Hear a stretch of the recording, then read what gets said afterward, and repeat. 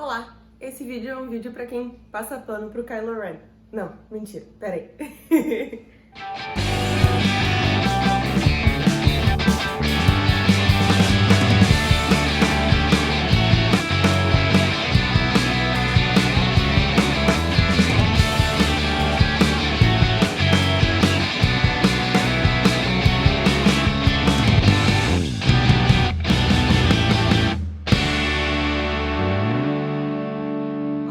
Bem-vindos ao último vídeo da nossa série sobre vilões.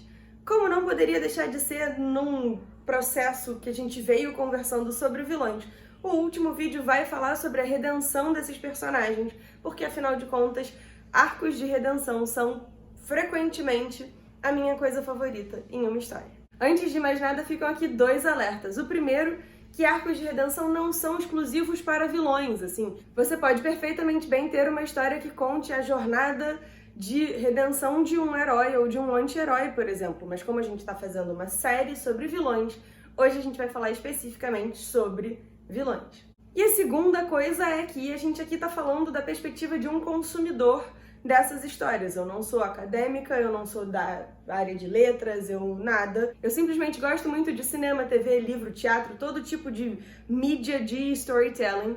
E é por isso que eu resolvi conversar um pouco sobre vocês, não? E é daí que vem as opiniões que eu tô expressando aqui. É claro que existe algum grau de estudo por trás desses vídeos, mas nada se compara com pessoas que sejam letradas nesses temas, tá? Mas, Nádia, o que são arcos de redenção? Bom, por definição, redenção diz respeito a corrigir, se redimir, a compensar por uma determinada falha ou por um determinado mal que foi feito a alguém. No sentido bíblico, redenção tem a ver com você se redimir dos seus pecados, com você se livrar do pecado que te afasta de Deus, que te impede de entrar no paraíso.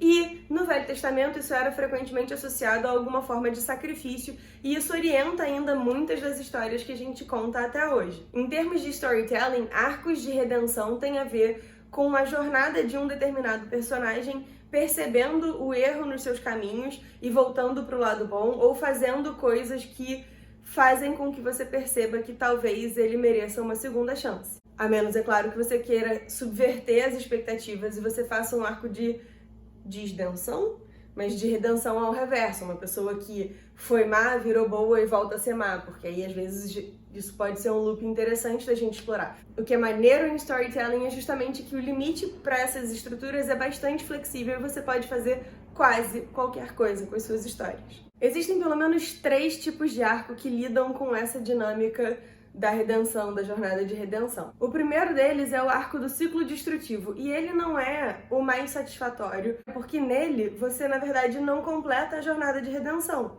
O que você tem é um personagem que não consegue romper o ciclo destrutivo. Então, ele vem melhorando, ele vem percebendo o erro nos seus caminhos, ele vem se tornando uma pessoa melhor e aí ele volta atrás.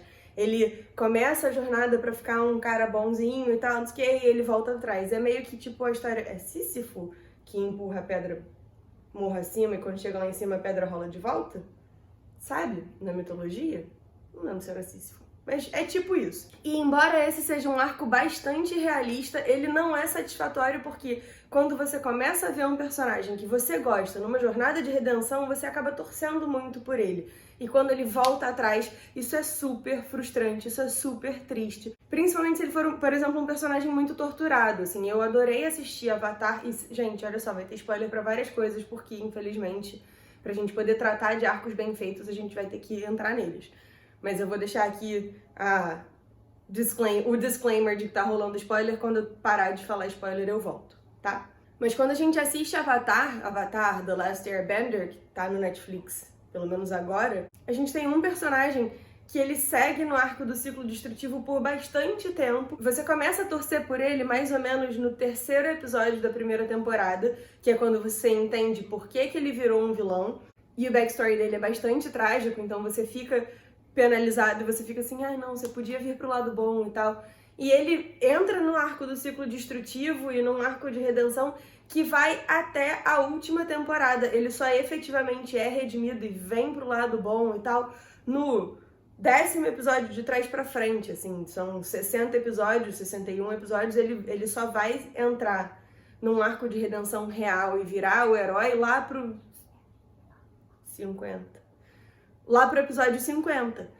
Então, é uma coisa muito sofrida. Tem um episódio em particular que, Deus do céu, Dave Filoni e pessoas envolvidas com Avatar, eu nunca vou perdoar vocês. Talvez um dos arcos mais populares na temática da redenção e um que, sinceramente, eu gostaria que as pessoas parassem de usar com tanta frequência, ou pelo menos que as pessoas usassem com um pouco mais de inventiva. Olha aí, pode Cristina 2. É o arco do sacrifício. O arco do sacrifício é aquele em que um personagem vem fazendo coisas terríveis, ele vem sendo o vilão ao longo de toda a história, até que no último momento ele resolve virar pro lado bom, fazer a coisa certa, ajudar os mocinhos e ele morre. O ranço que eu tenho desse arco não cabe num vídeo só. E antes que venham dizer, ah, Nádia, mas você só não gosta desse arco porque você gosta do Kylo Ren. Não, eu não gosto desse arco porque tudo bem, eu tenho sim a tendência a me apaixonar pelos vilões, a gostar muito dos vilões, porque vilões normalmente são personagens que são melhor construídos do que o herói. A maioria das pessoas acaba escrevendo uns heróis muito bonzinhos, muito cookie cutter e tal, e aí não, né? Então os vilões frequentemente são muitíssimo mais charmosos, e sim, esse é um elemento do porquê que eu não gosto desse arco. Mas principalmente eu não gosto desse arco porque ele é fácil. Eu adoraria que mais histórias tivessem o vilão redimido lidando com as consequências daquilo que ele fez, tendo que ajudar a compensar e a corrigir todas as cagadas que ele ajudou a fazer surgir e tal. Assim, o arco da morte, tudo bem, claro que assim, morte é o preço máximo, né?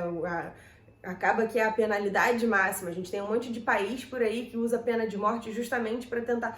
Mas a pena de morte, ela é uma pena de vingança. Ela não é uma pena de reparação. Então, quando você pega um vilão que foi vilão a vida inteira, e aí no último momento ele faz uma coisa boa e pronto, se redimiu, não! Isso é muito fácil. Eu quero ver ele sofrer pelo que ele fez. Não é sofrer no sentido de ser torturado e tal, é sofrer de perceber o quão errado ele estava. Isso é muito mais satisfatório. Além disso, eu tenho um outro problema com o arco do sacrifício, que é que ele frequentemente ou não atinge o resultado esperado, ou ele acaba machucando as pessoas que aquele personagem que se sacrificou ama. Oi, Boromir e Faramir, tá tudo bem com vocês? Porque pensa bem, tudo bem, o Boromir não é vilão, a gente pode discutir, mas qual é a treta toda envolvendo o Boromir? E aqui eu vou dar a versão dos filmes porque eu simplesmente não tive paciência pra ler O Senhor dos Anéis e eu sei que isso é uma falha de caráter, mas bola pra frente. O Boromir resolve se unir a... como chama? Irmandade? Brotherhood? Sociedade do Anel. O Boromir resolve se unir à Sociedade do Anel pra levar o Anel até Mordor, porque ele tinha uma coisa de trazer honra à sua população, à população do seu reino, essas coisas. Só que também ele gostaria do Anel do Poder pra ele, porque, né, é um homem. E aí, ele no último momento... E aí tem lá toda a treta, eles são atacados pelos Uruk-hai, não sei o quê. E ele se sacrifica protegendo o Frodo e o Sam. Claro que é uma cena muito emotiva, a gente fica tipo, ai, tadinho e tal, que bacana, o sacrifício, nananana. Mas assim, primeiro, Frodo e Sam continuam passando um monte de perrengue, mas ele não teria nenhum controle sobre isso.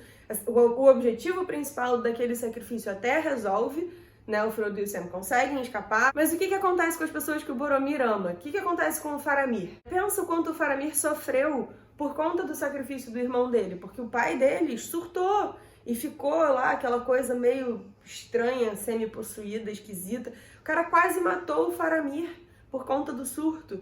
Então, eu não gosto muito do arco do sacrifício porque ele frequentemente é ineficaz ou ele traz consequências que não tinham sido vistas antes e que são muito nefastas para as pessoas em torno dele. Fora que, assim, eu tava falando que arcos de redenção por morte são fáceis. Um dos exemplos que a galera mais cita de um arco de redenção por morte é o exemplo do Vader.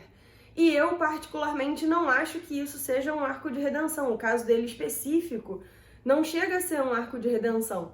Porque ele não vê o erro nos seus caminhos. Quer dizer, ele vê depois e tal, mas assim, ele tem um prazo, um período muito curto em que ele encara o que ele chegou a fazer e ele vê que ele estava errado e essas coisas. Acaba que a decisão dele por salvar o Luke tem muito mais a ver com o fato de que é o filho dele do que com o fato de que ele percebe que os caminhos dele estavam errados. Se o Luke caísse pro lado negro, o Vader nunca teria virado um vilão redimido. Ele teria seguido sendo vilão. Então, eu não gosto de tratar do arco do Vader como um arco de redenção, porque, sinceramente, não sei. Além disso, para preparar o nosso vídeo, perguntei lá no Instagram sobre coisas que vocês gostariam que falasse aqui e tal, e usei fotos do Kylo Ren, porque sou eu e porque, né? E uma das coisas que eu recebi muito foi: o Kylo Ren é irredimível, o Kylo Ren não pode ser redimido. E a gente tem que tratar, assim, do limite para redenção, se existe ou não. E eu, particularmente, acho que depende, porque eu sou advogada e advogado responde depende para tudo. Por mais binário que possa parecer o tema. E eu acho que o tema da redenção é um tema que absolutamente não é binário. Mas, se a gente comparar os dois personagens... O Anakin traiu a Ordem Jedi, participou do massacre e extermínio de toda a Ordem Jedi, inclusive dos Padawans, criancinha, pessoalmente. Tentou matar a Padmé, tentou matar o Obi-Wan, foi a mão de ferro do Imperador por 19 anos, torturou a Leia, arrancou o braço do Luke, entregou o Luke pro Imperador. Assim, o bicho fez um monte de coisa ruim, e aí só porque ele jogou o Imperador no tubo lá no Shaft, pronto, tá redimido, virou Force Ghost, etc, etc, etc. E aí, então assim, não sei se isso é um bom arco de redenção, particularmente acho que não. E aí a gente tem o caso do Kylo Ren. Kylo Ren foi Kylo Ren por 6 anos, a gente já começa nas diferenças por aí. Não teve envolvido diretamente em quase nenhum massacre, inclusive a história que é contada nos quadrinhos demonstra que ele não matou ninguém da escola do Luke, tirando duas pessoas, uma por acidente em autodefesa e a segunda, sim, ele matou cruelmente porque ele quis. Participou de massacre? Participou, assim como o Vader. Menos por conta do tempo, mas participou. Não participou da explosão de um planeta porque ele era contra o uso da Starkiller Base e ele achou bizarro que eles tivessem usado. Mas as pessoas, de modo geral, não perdoam o Kylo Ren porque ele matou o pai. E não só o pai, porque a gente tem outros personagens que estão envolvidos na morte do pai, que a gente meio que, foda-se, tudo bem, mas porque ele matou o Han Solo. E esse é um limite que eu acho muito engraçado, porque, assim, o problema não é o patricídio, o problema é matar o meu herói. Mas eu, particularmente, acho o arco de redenção do Kylo Ren muito melhor do que o arco do Anakin. Por quê? Ele entra no arco do ciclo destrutivo, então ele chega a dizer pro pai, eu não sei... Eu sei o que eu tenho que fazer, mas eu não sei se eu tenho força pra fazer. Você acha que talvez ele possa voltar, aí ele vai e mata o pai. Aí você fica, porra, cara, sério, matou o Han Solo e tal. Aí começa lá o relacionamento dele com a Rey, eles têm as visões, eles vão conversando, você vai entendendo um pouco mais da persona, da psique daquele personagem, do quão dividido ele tá, do quanto ele se sente sozinho, todas essas coisas. Tem a cena no Throne Room, né, e ele resolve salvar a Rey, mata o Snoke, eles enfrentam a guarda pretoriana e você fica, ou pelo menos eu fiquei, agora vai, ele vai virar pro lado bom e tal. E não, porque ele não se sente, ele acha, e isso é uma coisa que foi explorada no 9, mas é uma frase assim tão en passant, que muita gente não percebeu, mas ele acha que ele nunca vai poder voltar, ele acha que não tem espaço pra ele acha que a Leia nunca vai aceitar ele de volta, o que é uma coisa super triste, inclusive, se você parar pra pensar, porque, assim, a gente tem essa coisa de que os nossos pais é que tem que amar a gente incondicionalmente, então imagina sentir que a pessoa que te ama incondicionalmente não tem como voltar a te amar, é uma coisa terrível. Mas aí, então, ele não vai com a Rey, ele não se redime, continua o arco do ciclo destrutivo. E aí chega no episódio 9 e a Rey diz pra ele, cara, eu queria sim estar com você, né? Eu queria estar com o Ben, eu não queria estar com o Kylo Ren. E aí ele começa a se sentir meio, tipo, questionando as coisas dele, e aí ele tem aquela cena incrível da memória dele com o Han, e o Han conversando com ele, dizendo, olha só, a gente te ama, a gente te quer de volta. Eu não vou chorar nesse vídeo, esse não é o vídeo pra chorar. Mas o Han diz a ele, cara, a gente te ama, a gente te quer de volta, e assim, embora sua mãe tenha morrido, aquilo pelo que ela lutava não morreu. E é nesse momento em que ele resolve voltar, e não é porque a Rey tem olhos castanhos lindos e uma boquinha e um sorrisinho e tal. Não, ele resolve voltar porque ele percebe que, sim, ele tinha errado, e errado muito, errado feio e errado rude. Mas ele percebe que tem, sim, espaço pra ele voltar. Tem, sim, espaço pra ele se redimir pelo que ele tinha feito. E aí ele vai igual um idiota pra Exegol sem quase nada de arma, só com a pistola que o Lando deu pra ele, e a gente sabe o que acontece.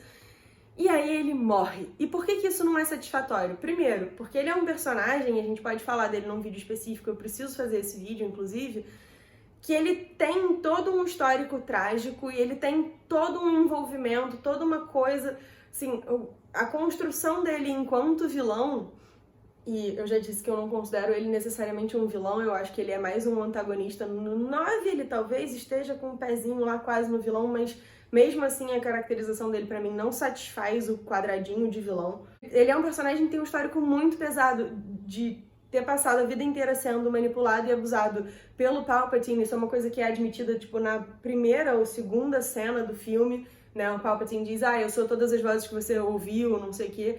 Então, assim, é um personagem que foi super manipulado, passou a vida inteira sofrendo, passou a vida inteira se sentindo sozinho, passou a vida inteira achando que as pessoas que ele mais amava, que as pessoas que ele admirava mais não queriam nada com ele, que queriam que ele morresse e tal.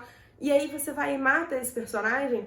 Então, assim, é um arco que é muito insatisfatório. Eu preferiria muito mais que esse personagem tivesse um arco de redenção mesmo, que é o caso, por exemplo, do Edmund em As Crônicas de Nárnia. Para quem não tenha lido As Crônicas de Nárnia, Edmund é um de 4 irmãos que estão envolvidos nessa saga de atravessar o guarda-roupa e parar num mundo mágico e tal. E ele é um irmão cruel, ele é um irmão mau, ele é um irmão muito... ele tira prazer em ser sacana com a irmãzinha dele, ele se alia com a grande vilã de Nárnia, que é a Feiticeira Branca, entrega os irmãos, tenta entregar os irmãos pra ela. É toda uma coisa muito vilanesca mesmo, mas o Aslan vai lá e se sacrifica por ele, se entrega no lugar dele. A partir dali ele muda o seu caminho e ele efetivamente vira um herói. Ele reconhece tudo que ele tinha feito, ele tem que lidar com as consequências, os irmãos dele estão super decepcionados com ele e tal, mas, assim, é muito mais satisfatório do que a pessoa simplesmente morrer. Nádia, mas por que um vilão viraria pro lado bom, né? Onde começa a curva pra ele virar pro lado bom? Depende da história que você esteja contando. Assim, normalmente, a estrutura de um personagem ele tem 3 elementos principais. Ele tem a motivação, né? A coisa que ele mais quer, o desejo principal dele. Ele tem a visão de mundo dele e ele tem a visão dele de si próprio. São 3 elementos que estão sempre muito presentes, principalmente em arcos de redenção. Pode acontecer alguma coisa que faça com que ele mude a visão dele de si próprio, a visão dele do mundo ou a visão dele dos objetivos dele. Isso vai depender muito da história que você esteja contando. O ideal é que quem vá consumir o produto, né, o livro, o quadrinho, a série, o filme, que ela possa participar desse ciclo de entender a jornada da redenção. Tá, Nádia, mas assim, você não me respondeu. Por que ele virou pro bem? Existem 2 extremos no espectro do porquê que um vilão vira pro lado bom. O primeiro envolve alguma medida de reflexão interna e perceber o erro dos seus caminhos, tarará, tarará, tarará. E o segundo, que é a outra ponta, envolve alguma coisa ou alguém acontecendo e justificando essa virada. Quando a gente fala de uma influência externa, você pode ter, por exemplo, um herói que reaches out e diz, olha, assim, você tá errado e além disso eu te receberia de volta. Ou você pode ter, por exemplo, a pessoa que estava possuída ou que estava enganada, estava sendo manipulada pelo vilão mesmo e tal. Ou você pode também ter o surgimento de um vilão ainda pior. E aí isso justifica os mocinhos e o vilão se unirem contra esse vilão pior. Eu particularmente não gosto muito desse clichê porque acaba que o cara não se redime porque ele percebe que tá errado. Ele se redime porque tinha uma ameaça maior e isso é um pouco fácil. Claro que se ele se redimir porque existe... Se ele virar pro lado bom porque existe uma... Claro que se ele virar pro lado bom porque existe uma ameaça maior e a partir disso ele perceber que ele tá errado, refletir sobre as coisas que ele fez e tal, e isso resultar na redenção, aí beleza. Mas assim, só porque existe uma ameaça maior eu não considero um arco de redenção. Mas então, só pra finalizar o nosso vídeo, eu queria só citar alguns personagens que pra mim têm bons arcos de redenção. E o Ben Solo na minha cabeça, porque ele sobrevive na minha cabeça. Pessoa que gosta de fanfic, né? Mas enfim. O Loki no MCU é um ótimo exemplo também de um arco de ciclo destrutivo que vira um arco de redenção no final das contas. E eu sou apaixonada pelo Loki. O Zuko, de Avatar The Last Airbender. O Edmund, de As Crônicas de Nárnia. Todos são bons exemplos de vilões em arcos de redenção ou personagens em arcos de redenção. São personagens bem construídos, com arcos bem construídos, então acho que são referências bacanas. E eu queria saber de vocês, se vocês gostam de arcos de redenção, se vocês acham arcos de redenção desnecessários, se você prefere que os seus vilões simplesmente morram maus, se você nunca tinha parado pra pensar muito sobre isso, comenta aqui embaixo, não se esquece de se inscrever no canal, apertar o sininho pra receber as notificações, deixar o joinha se possível porque isso ajuda pra caramba, e até a próxima, que a força esteja com vocês, sempre.